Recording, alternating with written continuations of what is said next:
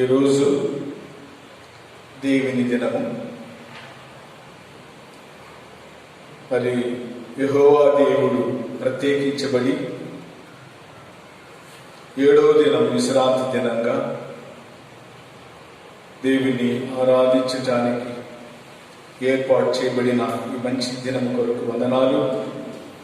మరి విశేషంగా ఈ ఆగస్టు నెల మొదటి విశ్రాంతి దినమున మనం దేవుని ఆరాధన చేయటానికి ఇలాంటి ఒక కఠినమైన సమయాల్లో మనం దేవుని వైపు చూసి ఆయన శక్తి కొరకు, ఆయన మేలు కొరకు, ఆయన ఆశీర్వాదాల కొరకు మనం ఈ విధంగా దేవుని వెదకటం, దేవుని పాడి కీర్తించి, దేవుని వాక్యం ధ్యానించి ప్రజలు దేవునిలో బలం పొందటానికి, ఒక ప్రత్యేకమైన దీవెన మన జీవితంలో పొందటానికి ప్రభువు ఇచ్చిన ఈ మంచి దినమును బట్టి మనం దేవునికి కృతజ్ఞత కలిగిన వారుగా ప్రభువు చూసి ప్రార్థన చేసుకుందాం. మహాపరిశుద్ధుడా, సర్వ సమస్తాన్ని సృష్టించిన సృష్టికర్తవైన మా దేవ, నీ నామములో ఈ ఉదయకాల సమయమున మీ సన్నిధిలో ఈ విశ్రాంతి దినమున నిన్ను ఆరాధించడానికి తండ్రి, మీరు మాకు ఇచ్చిన ఈ మంచి సమయం కొరకు వందనాలు. అవును, ఈ నామములో తండ్రి స్తోత్రం. ఏది అడిగినా అది మీరు నేను చేస్తానని మీరు వాగ్దానం చేసిన దేవుడు కనుక మిమ్మల్ని స్తుతిస్తున్నాం తండ్రి, నీకు వందనాలు. మరి ఆరాధన ప్రారంభం నుండి ముగింపు వరకు కూడా నీ సన్నిధి మాకు తోడుగా ఉండకు.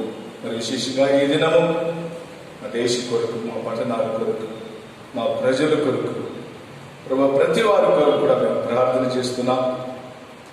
ఈరోజు తండ్రి నీకు స్తోత్రాలు. ప్రపంచమంతా కూడా, మా భారతదేశము, మరి మా ఆంధ్ర, ఏపీ, మరి చిత్తూరు జిల్లా ఇవన్నిటిలో ప్రభావ మరి ఈ కరోనా వైరస్ వల్ల బాధించబడిన ప్రతి వారి నిమిత్తమై కూడా మీ సన్నిధిలో మేము ప్రార్థన చేస్తున్నాం. యేసయ్యా నీకు స్తోత్రం. విడుదల దయచేయి. త్వరగా ప్రభువా మా దేశములో నుండి వ్యాధిని తొలగించి నిన్ను సంతోషంతో ఆరాధించేవారుగా మీరు ఆ విధంగా ఏర్పాటు చేయమని, మీరు ఆ విధంగా అద్భుతాలు చేయమని ప్రభు, ఆ విధంగా ప్రభు మీ ఆశ్చర్యమైన కార్యాలు మా ఎడలో చేయమని మీ వైపు చూసి ప్రార్థన చేస్తున్నాం. ఎవరెవరైతే వింటున్నారో వారి జీవితంలో ప్రభువా ఒక నిజమైన భారం కలిగి ఈ దినాల్లో జీవించడానికి మీరు సహాయం చేయండి, దీవించు. యేసయ్య నామములో అడుగుతున్నాం తండ్రి, ఆమేన్. నేసరి తీరు పాదం పడింది, నెమ్మది నెమ్మది.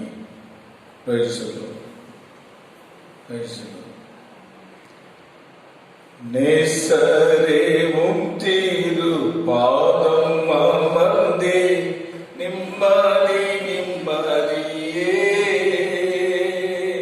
నేసరే తీరు పాదం అమర్దే, నిమ్మది నిమ్మదియే.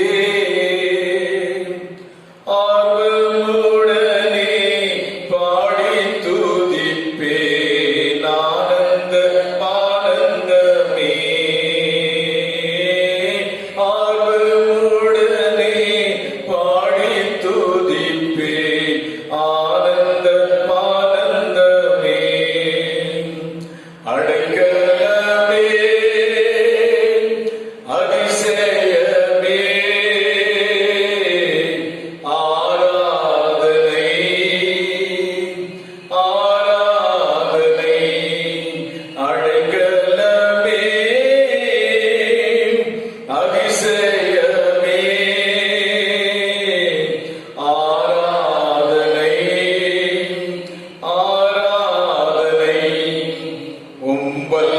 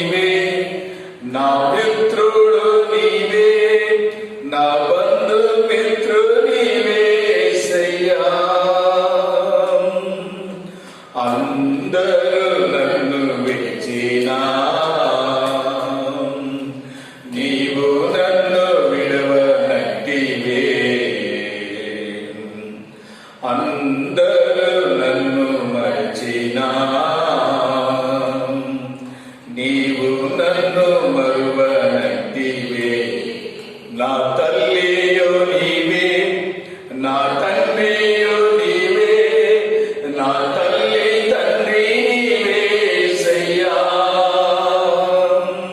నా తల్లియు నీవే, నా తండ్రియు నీవే, నా తల్లి తండ్రి నీవే యేసయ్యా. వ్యాధులు నన్ను ముట్టినా, బాధలు నన్ను చుట్టినా, వ్యాధులు నన్ను ముట్టినా, బాధలు నన్ను చుట్టినా, నా కొండయు నీవే, నా కోటయు నీవే, నా కొండ కోట నీవే యేసయ్యా.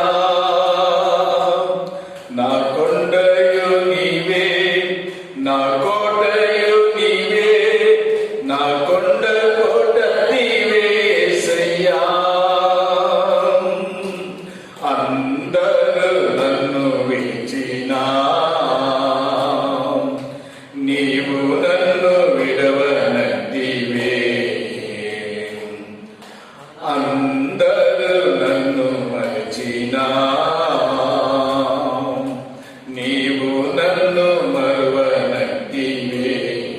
నా తల్లియు నీవే, నా తండ్రియు నీవే, నా తల్లి తండ్రి నీవే యేసయ్యా. నా తల్లియు నీవే, నా తండ్రియు నీవే, నా తల్లి తండ్రి నీవే యేసయ్యా. Praise the lord. మహిమ కలుగును గాక. ఇప్పుడు మనము దేవుని వాక్యానికి వెళ్తాం. Praise the lord. కీర్తన 84వ కీర్తన ఒకసారి మనం తీసుకున్నట్లయితే దాంట్లో ఉండే కొన్ని మర్మాన్ని మనం తెలుసుకోవాలని నేను ఇష్టపడుతున్నాను. దేవుని నామానికి మహిమ కలుగును గాక. ఈరోజు ఈ యొక్క టీవీ ద్వారా వింటున్న ప్రియ దేవుని సంగమా, యేసుక్రీస్తు నామములో మీ అందరినీ కూడా మరొకసారి శుభమని చెప్పి మిమ్మల్ని ఆశీర్వదిస్తున్నాం. మీరందరూ కూడా విడవకుండా ప్రార్థనలో ఉన్నారని నమ్ముతూ నేను విశ్వాసించి మీ కొరకు ఎడతెగక ప్రార్థన చేస్తున్నాను. మరి ప్రతి వారు కూడా ఇది నాలో జరుగుతున్న సంభవాన్ని మరొకసారి గమనిస్తున్నప్పుడు ప్రభుత్వ వారు మనకిచ్చిన మరి ఆ ప్రకటన ప్రకారమే మనం కూడా జాగ్రత్త కలిగి మరి మనం ఆ విధంగా కైకొనటం, దాని ప్రకారం పాటించటం, మన కుటుంబాన్ని, మన బిడ్డల్ని మన జాగ్రత్త పరచుకోవటం చాలా అవసరమని కూడా మీ అందరికీ కూడా తెలియపరుస్తున్నాం. ఎందుకంటే భయంకరంగా ఈ కరోనా వైరస్ ఒక భయంకరంగా పరిస్థితిలో ఉన్నది. మనం ఆ విషయం కొరకు తప్పక ప్రతి వారు భారం కలిగి ప్రార్థన చేయవలసిందిగా మిమ్మల్ని ప్రేమతో కోరుతున్నాను.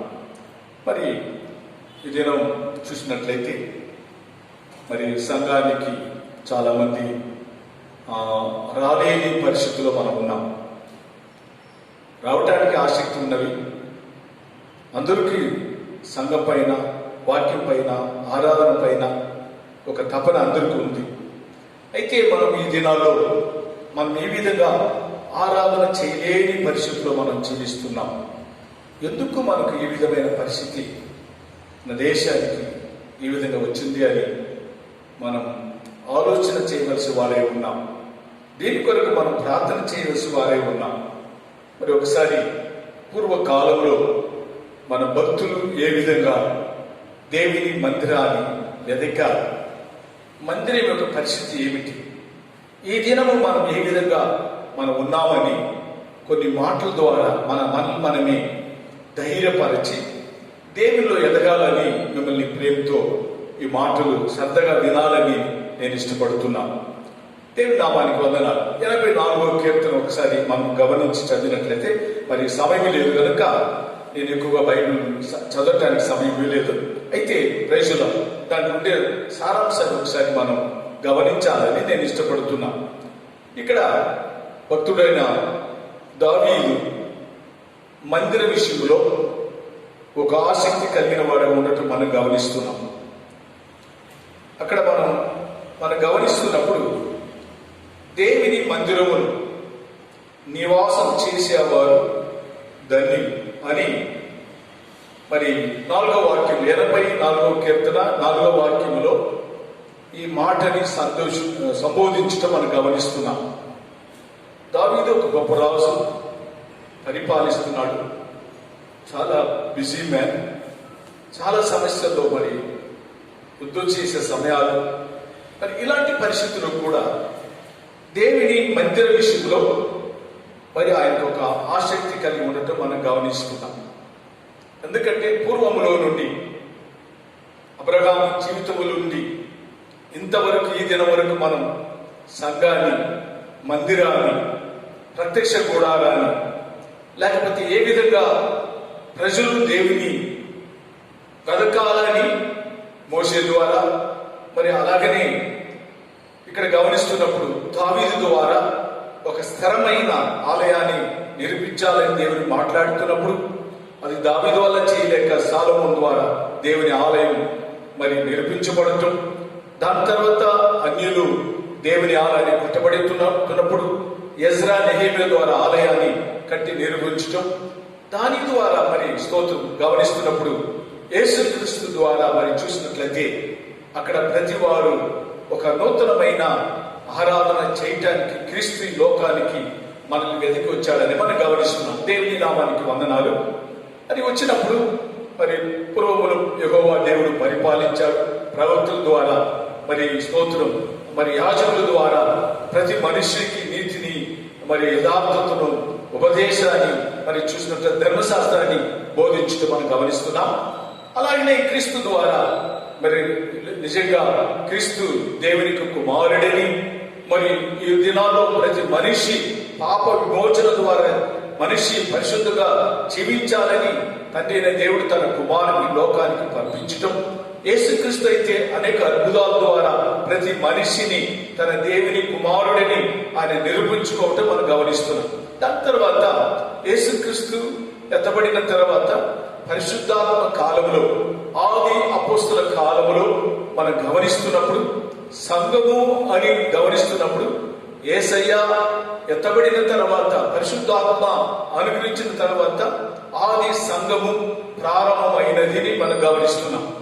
అప్పుడే మరి గమనిస్తున్నప్పుడు మరి ఆ విధంగా ప్రతి వారు ఆరాధన చేయటం గురించి మరి ఏ విధంగా సంఘము స్థాపించబడినది అని గమనించినట్లయితే ఒకసారి ఎఫెసీ పత్రిక 2వ అధ్యాయము మరి 22వ వాక్యంలో మనం ఒకసారి గమనిస్తున్నప్పుడు దేవుని సంఘము అనగా ఏ విధంగా ప్రారంభం చేయబడిందంటే అపోస్తులు ప్రవక్త ద్వారా క్రీస్తు మూలరాయన బండ పైన సంఘము స్థాపించబడినది అని అక్కడ మనం గమనిస్తున్నాం.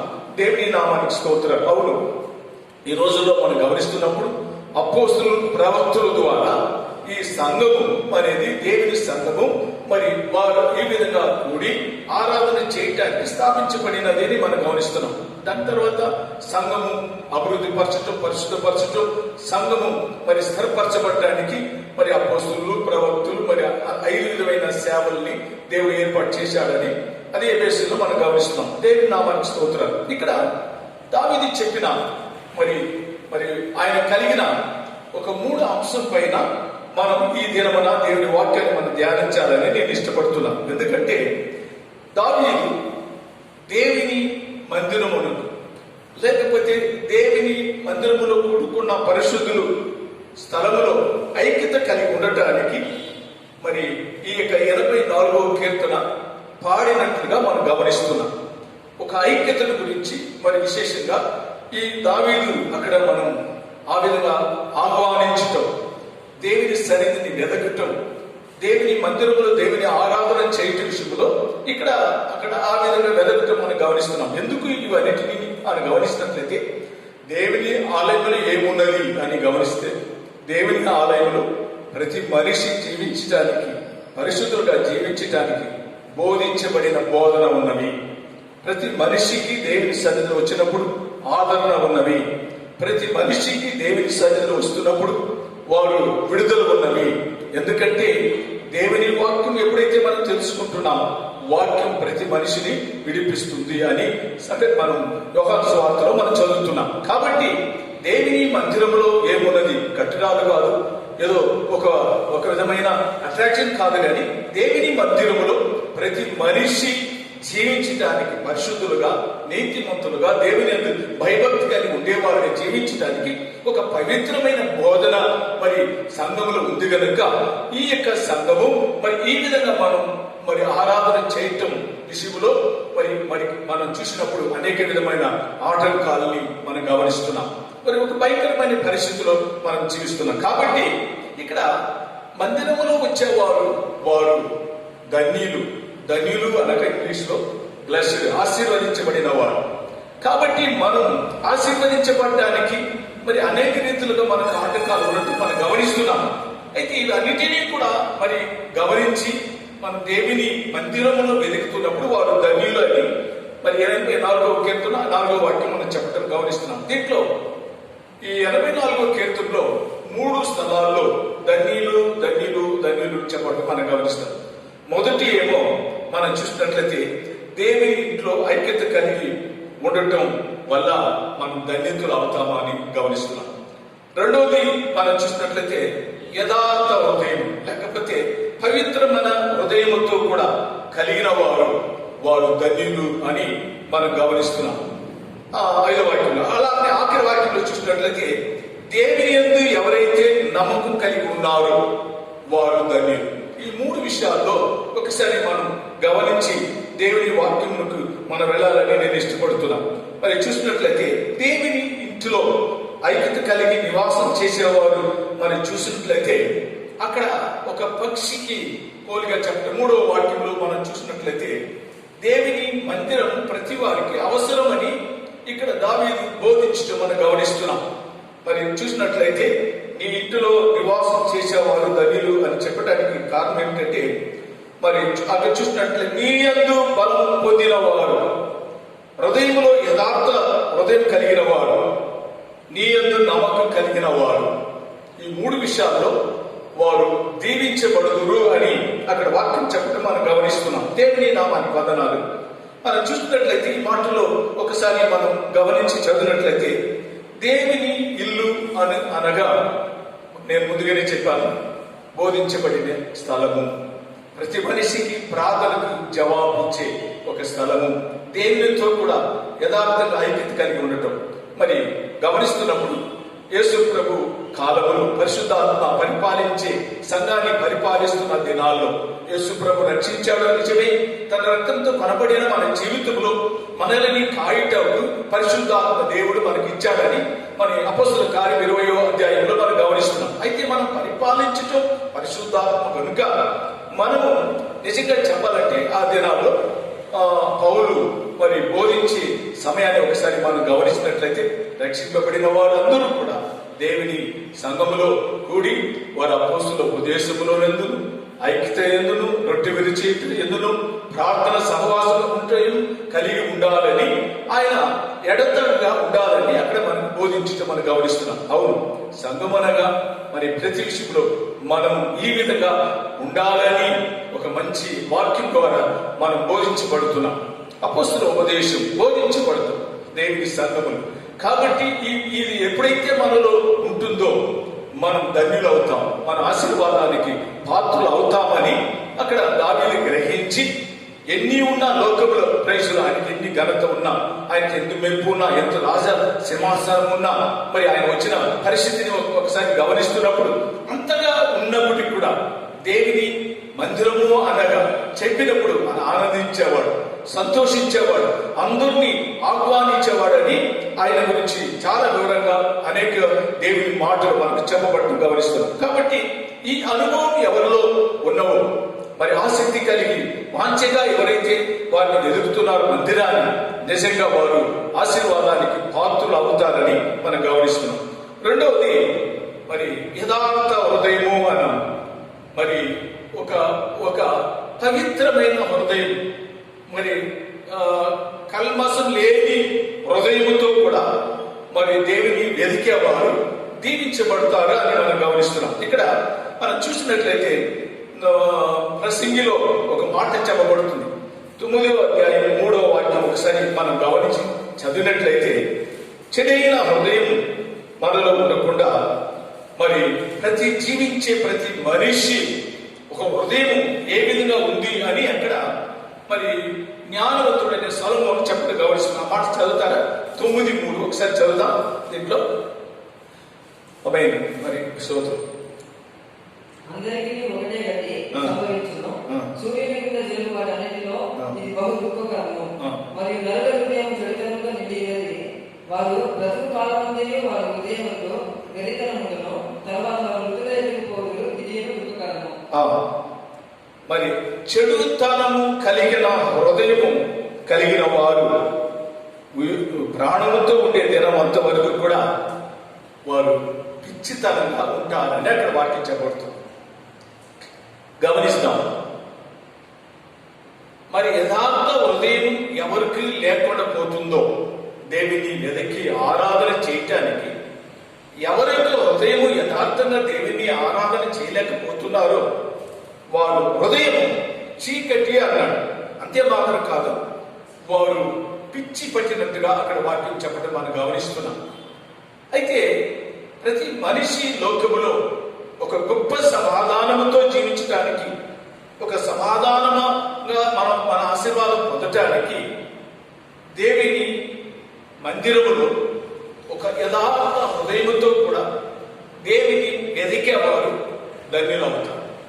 ఆమె దేవుని నామానికి స్తోత్రాలు. ఇంకొక మాట చూసినట్లయితే ఎబ్రీ పత్రిక 3వ అధ్యాయం 12వ వాక్యంలో మనం చూసినట్లయితే, దేవుని వదిలిపెట్టి వెళ్ళి అవిశ్వాస హృదయము మీ హృదయములో లేకుండా మీరు జాగ్రత్త కలిగి ఉండాలని అక్కడ దేవుని వాక్యం చెప్పడం మనం గమనిస్తున్నాం. దేవుని వదిలిపెట్టి వెళ్లకుండా అవిశ్వాసమైన హృదయము మీకు కలిగించకుండా మీరు జాగ్రత్త కలిగి ఉండాలి అని అక్కడ మనం గమనిస్తున్నాం.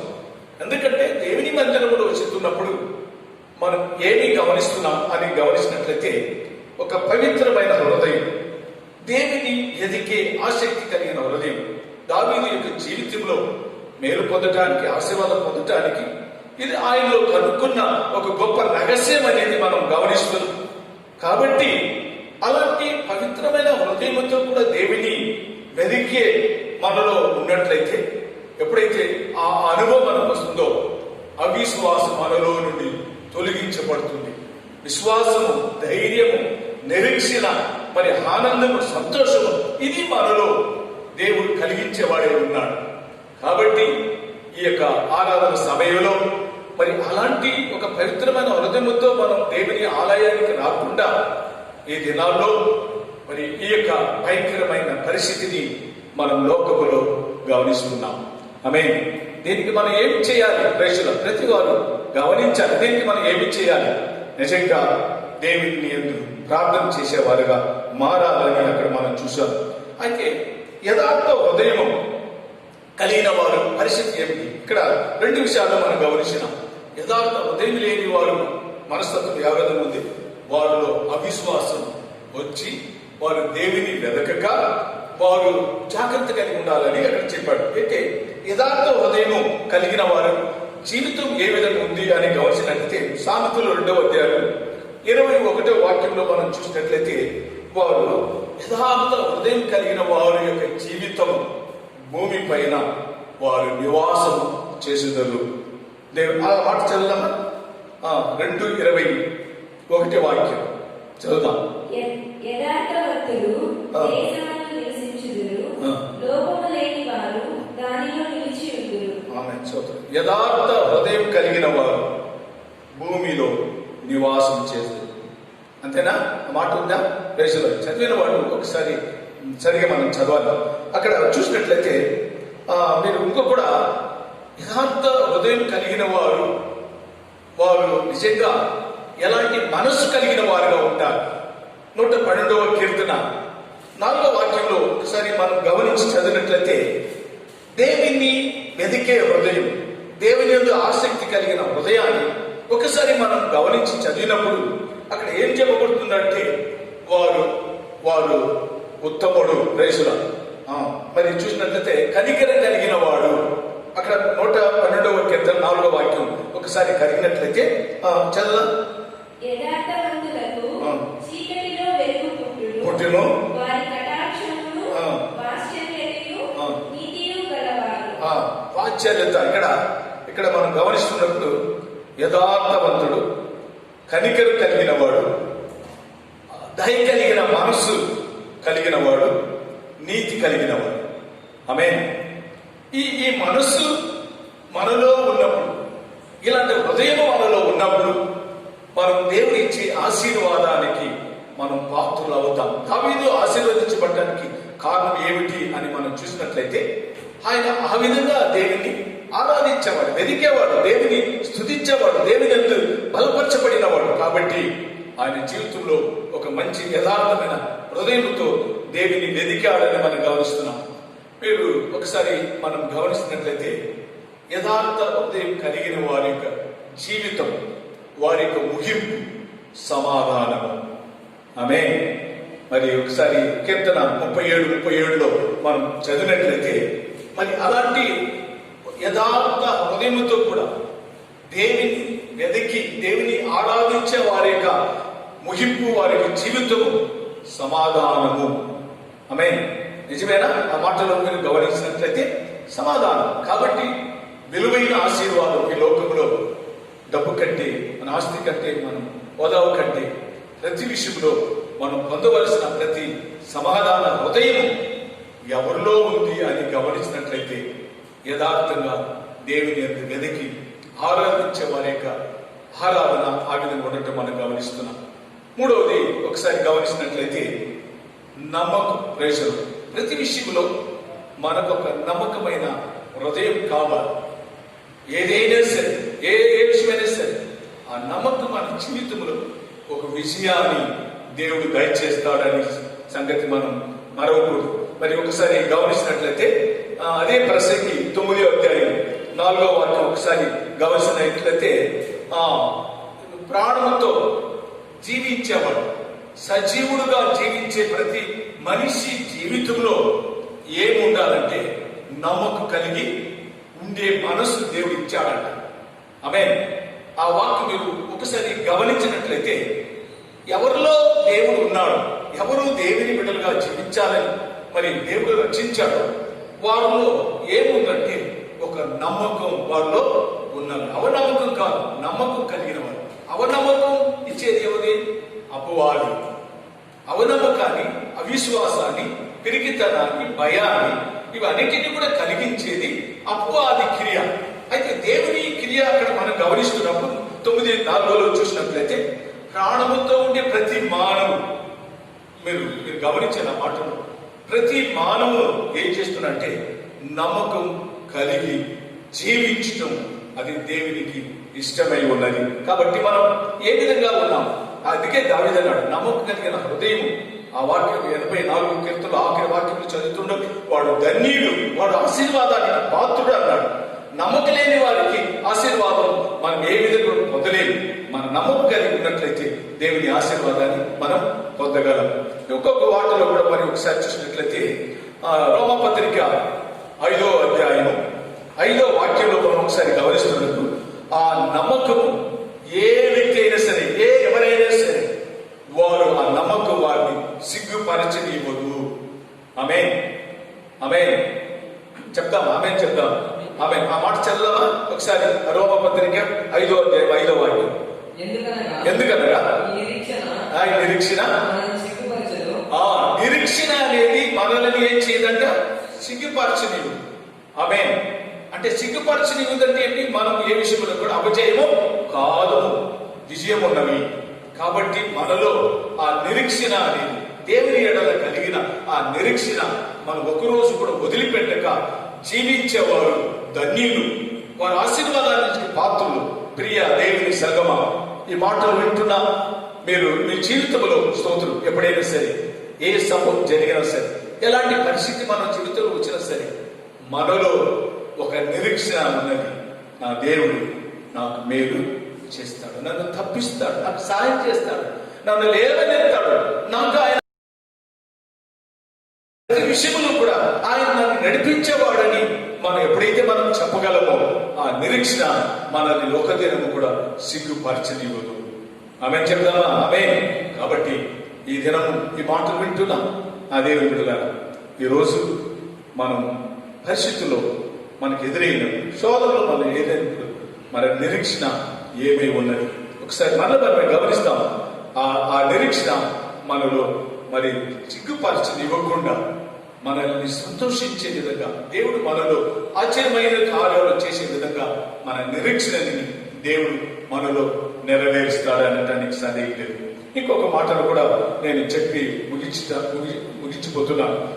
1 పేతురు 3వ అధ్యాయము మరి 15వ వాక్యం మీరు చదివినట్లయితే, మా దేవుని మన హృదయము పరిశుద్ధపరచుకోవాలని అన్నాడు.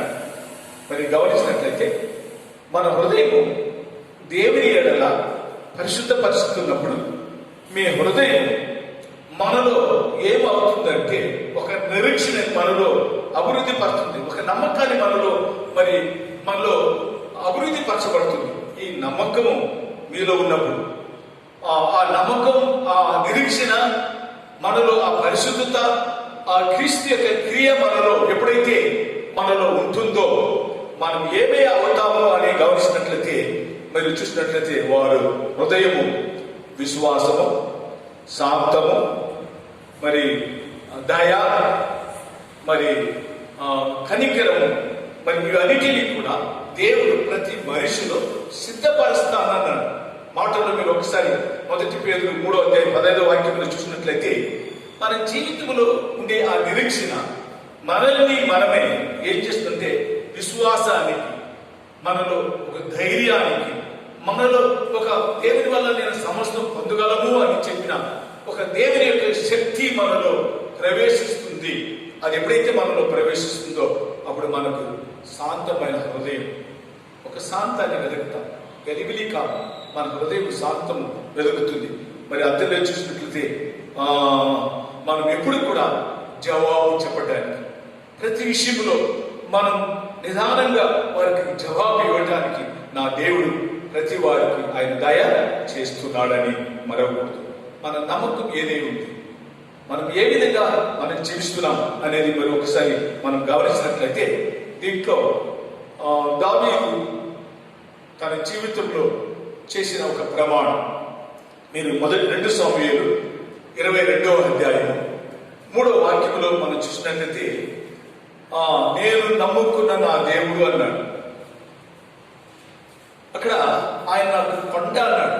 నేను నమ్ముకున్న నా దేవుడు నాకు ఆయన ఎలాంటి వాడంటే ఆయన ఆదరించే నా దుర్గము అన్నాడు. మరి ఆ వాక్యలో దావీదు మాటలో ఒకసారి గమనిస్తున్నప్పుడు, ఆయన వెతికొచ్చిన ప్రతి కార్యంలో మనం గమనిస్తున్నప్పుడు, నేను ఆరాధించే నా దేవుడు ఆయన నాకు దుర్గము అన్నాడు. ఎందుకు ఆ మాట అన్నాడు తెలుసా? సౌలు, మీరు పై వాక్యం చదివినప్పుడు, ఆ 22వ అధ్యాయంలో చదివినప్పుడు, సౌలు అతన్ని ఎదిరించినప్పుడు, సౌలు అతన్ని ఎదిరించుకొని మరి పోరాటాలు తీసుకుని వచ్చినప్పుడు సమయంలో ఆయన ఏమనుకున్నాడంటే, నేను ఆరాధించి నా దేవుడు ఆయన నాకు దుర్గమై ఉన్నాడు, నాకు బలమై ఉన్నాడు, నాకు విజయ ఆయన దుర్గమై ఉన్నాడు. నేను ఏ విషయంలో కూడా నేను అధైర్యపడను, నా నమ్మకాన్ని నేను వదిలిపెట్టను అని దావీదు ఆ అనుభవంతో వెళ్ళాడు. అది దావీదు వెళ్ళటం మాత్రం కాదు, కానీ దేవుడు అతనికి ఇచ్చిన ఒక గొప్ప నమ్మకం. మనలో ఏమి ఇచ్చాడు దేవుడు? పరిశుద్ధాత్మ దేవుడు మనకి ఏమి ఇచ్చాడు? ఈ దినాల్లో మనం చూసినట్లయితే ఆ నమ్మకముతో విజయాన్ని సాధించడానికి ప్రభులో మనం ముందు సాగి వెళ్ళాలని, మరి మన ఆశీర్వాదానికి కారకులు అవుదామని అక్కడ 84వ వాక్యంలో చెప్పబడుతుంది. దేవుని మందిరము, ఎందుకంటే ప్రతి మనిషి జీవితంలో కుంగిపోయిన వారి అవిశ్వాసములు, పిరికితనములు, మరి అనేక గలిబిలితో ఉండే మానవుని యొక్క జీవితంలో ఒక విజయాన్ని కలిగించడానికి మరి నమ్మకము అందులో కలిగి ఉన్నప్పుడు నిజంగా మనం ధన్యులు అవుతాం. దావీదు ధన్యులు అవటానికి కారణం ఏంటంటే ఈ అనుభవంతో జీవించి దేవుల్లో సాగి వెళ్ళాడని మనం గమనిస్తున్నాం. కాబట్టి ఈ రోజులో మనం ఆ విధంగా ఉందాం. ప్రభు మనల్ని ప్రతి వారిని మరి ఈ మాటలు వింటున్న ప్రియ దేవుని బిడ్డలారా, మనం కూడా ఈ ఆఖరి దినాల్లో మరి ఈ 3 విషయాల్లో దయచేసి మరవద్దు.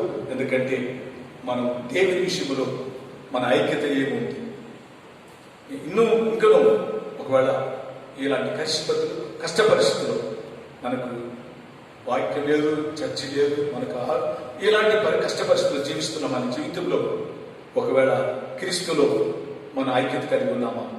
ఐక్యత కలిగి ఉన్నట్లయితే నువ్వు ప్రార్థన మారవు, బైబిల్ చదువుతున్నారో, దేవుని ప్రభు సన్నిధిలో మరి నువ్వు భారం కలిగి నువ్వు ప్రార్థన చేయకుండా మానవు, కన్నీటి లేకుండా నువ్వు జీవించవు. నేను ఒక వీడియోలో ఒక కార్యాన్ని చూశాను. 2 పిల్లలు కరోనా వైరస్ వచ్చినప్పుడు ప్రభుత్వం వారు, డాక్టర్లు ఆ 2 బిడ్డల చేతిలో సూట్ కేసు వారి బట్టలు వారిని హాస్పిటల్కి తీసుకుని వెళ్ళడానికి ఆ వ్యాన్ నిలబడుతున్నప్పుడు తల్లిదండ్రులు దూరంగా ఉన్నారు. బిడ్డలు ఎవరి చేతికి వెళ్ళారంటే ప్రభుత్వం చేతికి వెళ్ళిపోయి వారు తిరిగి ఇంటికి ఆరోగ్యంతో వస్తారా అని తెలియదు, ఏర్పరచబడటం. ఇది నాలో ఇలాంటి సంభవాలు చూసినప్పుడు మనకు నిజంగా మన హృదయం దయ ఉందా, కనికరం ఉందా, ప్రార్థన జీవితం ఉందా, దేవుని సన్నిధిలో మనం ఏమేమి ఉన్నాం, ఈ పరిస్థితి లోకంలో ఉన్నాము. మన కన్ను ముందే ఇంత భయంకరమైన పరిస్థితి ఉన్నప్పుడు మనం నిజంగా జాగ్రత్త కలిగి దేవుని యందు భయభక్తి కలిగి ప్రార్థన జీవితం చేసి ప్రభువు సాగి వెళదాం. ప్రభు నిజంగా అలాంటి వారిని తప్పక ఆ దేవుడు ఆశీర్వదిస్తాడంటానికి, ధన్యులుగా చేస్తాడంటానికి సందేహం లేదు. ప్రభు ఈ మాటను బట్టి మనల్ని దీవించును గాక. ఆమేన్. ఆమేన్. ప్రార్థన చేస్తున్నాం. మహాపరిశుద్ధుడు అయిన మా ప్రభువ, సర్వకాలములో నిన్న నేడు నిరంతరము మారని మా దేవుడుగా మా మధ్యలో, మా కుటుంబాల్లో, మా సంఘాల్లో, మా దేశాల్లో, మా పట్టణాల్లో నివాసం చేస్తున్న మా తండ్రి, నీ నామమునికి మహిమ ఘనత సమస్తం ఆరోపించి అయా ఈ దినమున మేము ప్రార్థన చేస్తున్నాం తండ్రి. నీకు స్తోత్రం. సహాయం చేయి. అవును అయా, సమస్యలైన హృదయాన్ని మీరు ధైర్యపరచగలిగిన దేవుడు, కుంగిపోయిన వారి హృదయాన్ని మీరు లేవనెత్తే దేవుడు కనుక ఈ సమయమున ప్రతి వారి కొరకు కూడా మేము ప్రార్థన చేస్తున్నాం. ఎవరైతే వ్యాధులతో బాధపడుతున్నారో వారందరినీ కూడా యేసయ్యా ఈ దినమున వారిని అలాంటి బంధకములో నుండి వారిని విడిపించి దేవుని స్వస్థత వారికి మీరు దయచేసి అయ్యా మీ వెలుగు వారిలో ప్రవేశించడానికి సహాయం చేయండి. మీరు ఆ విధంగా చేయమని మీ సన్నిధిలో ప్రార్థన చేస్తున్నాం. అయ్యా ఈ ఆరాధన దినమున మా దేశ నాయకుల కొరకు, అధికారుల కొరకు, ప్రైమ్ మినిస్టర్, చీఫ్ మినిస్టర్, కలెక్టర్లు, మినిస్టర్లు, ప్రభు ఎమ్మెల్యే, ప్రతి అధికారులు, డాక్టర్లు, ప్రతి వారు పనిచేస్తున్న నర్సెస్, వారు అందరినీ కూడా ప్రభుత్వ వారు పనిచేస్తున్న ప్రభుత్వ ఉద్యోగులు ఉండే వారు అందరినీ కూడా ఈ దినమున మేము ప్రార్థన చేస్తున్నాం తండ్రి. నీకు స్తోత్రం. ప్రాణాన్ని అనయంగా పెట్టి తండ్రి సేవ చేస్తున్న ప్రతి సేవకుల్ని మీరు ఆశీర్వదించు తండ్రి. నీకు స్తోత్రాలు. అవునయ్యా, కుంగిపోయిన వేదనతో దుఃఖముతో ఉండే హృదయం మీరు చూసి మీరు దుఃఖపడే దేవుడు రైసులో నేను దాన్ని సహించును అని ప్రవక్త ఏషియా మరి మాటలు చెప్పడం నేను గమనిస్తున్నాను తండ్రి. అయ్యా నా ప్రజలు, నా వల్ల కలిగిన నా ప్రజలు కుంగిపోవటం నాకు ఇష్టం కాదన్నావు. ఆ మాట ప్రకారమే ప్రతి వారిలో ప్రభువా మీరు ఆనందాన్ని కలిగించి వ్యాధిని తొలగించు. త్వరగా ప్రభా మేము మిమ్మల్ని విడుదలతో కూడా ఆరాధించడానికి సహాయం చేయని అడుగుతున్నాను. నీకే మహిమ చెల్లిస్తున్నాం తండ్రి, నీకు స్తోత్రం. ఈ దినం ఎవరెవరైతే ప్రభా ఈ మాటలు వింటున్నారు, చూస్తున్నారు, వారందరినీ ప్రత్యేకంగా మీరు దీవించి ఆశీర్వదించి మమ్మల్ని కూడా ఈ దినాల్లో భద్రపరచండి. మేము ఎవరి కొరకు ప్రార్థన చేయాలని, ఎవరి కొరకు ప్రభా మా ప్రార్థన అవసరత ఉన్నవో వారందరినీ కూడా ఈ దినమున మేము జ్ఞాపకం చేసుకుని వారందరి కొరకు కూడా ప్రార్థన చేస్తున్నాం. యేసువే స్తోత్రం. సహాయం చేసే ప్రజల్ని ప్రార్థించి తన బిడ్డల్ని భారం కలిగి కనికరం కలిగి అయా జీవించి ప్రతి హృదయాన్ని ఈ దినాల్లో మీరు లేపమని మీకే ప్రభా సమస్తం ఆరోపించి ఈ సమయంలో మేము ప్రార్థన చేస్తున్నాం. అవును, మీరే రక్షకుడు తండ్రికి వదన. మీరు ఆ విధంగా ఆదరించారు. అందరి బట్టి మిమ్మల్ని స్తుతిస్తుంది. సమస్తం ఆరోపించి యేసయ్య నామములో అడుగుతున్నాము తండ్రి, ఆమేన్. నా ప్రాణమా యెహోవాను సన్నిధించు, నా అంతరంగంలో ఉన్న సమస్తమైన ప్రతి నామాన్ని సన్నిధించు. నా ప్రాణమా యెహోవాను సన్నిధించు, అది చేసిన ఉపకారం దేనిని మరొకను. ఆమేన్. మన తండ్రి అయిన దేవుని యొక్క ప్రేమ, కుమారుని యేసుక్రీస్తు యొక్క కృప, పరిశుద్ధాత్మ యొక్క సన్నిధి తోడు వచ్చిన ప్రతి వారు, వింటున్న ప్రతి వారి పైన దేవుని ఉంచునుగాక. ఆమేన్.